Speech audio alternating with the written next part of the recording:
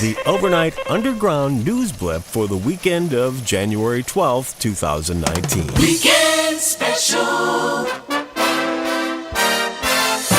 It's official. We are now in the longest government shutdown in the history of the Republic. On Friday, President Trump said he was stopping short of declaring a national emergency and ordering the U.S. military to begin construction on the southern border.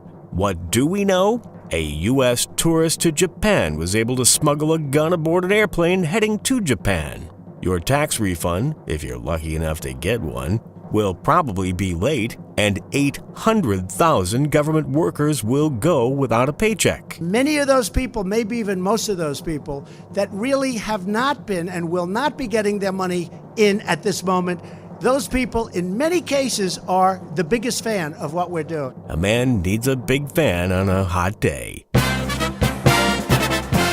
The president is feeling some heat, however, with news that law enforcement officials became concerned by the president's behavior during the election, that they began investigating whether he had been working on behalf of Russia against American interests. Mr. Trump, of course, has denied any connection to the Kremlin. I have no dealings with Russia.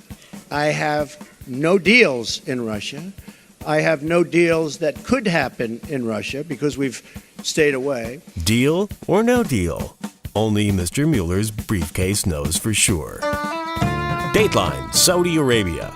Mecca is crawling with bugs. According to the Times of Israel, come on, who else would report this? A plague of locusts has descended on the Muslim holy city. Religious authorities in Mecca have dispatched the Sharia pest control to eradicate the Kafir invasion of locusts. Armed with holy hand grenades emboldened with the black flag of Islam, 22 teams consisting of 138 people were dispatched to deal with the infestation. Bring up the holy hand grenade! And that's just all I have to say about that.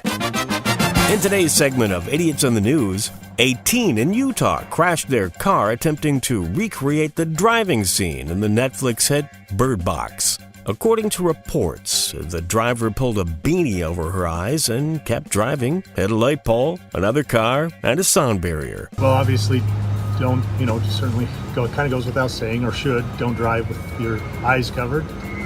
That's pretty basic, I would think. Words of wisdom from Lieutenant Travis Lehman with the Layton Police Department. And finally, is it a malady or a blessing? A woman in China is suffering from a rare hearing condition that is making the news this weekend. The Daily Mail is reporting that her condition has left her unable to hear men's voices, including her boyfriend, and only able to hear the voices of other women. This condition, caused by genetic factors, is said to affect only 1 in 13,000 patients. Ms. Chen, when asked about her condition, responded to reporters saying, "Hey, it's easier than putting my fingers in my ears and going, la la la la la la la la la la la la la la." Weekend Special. News.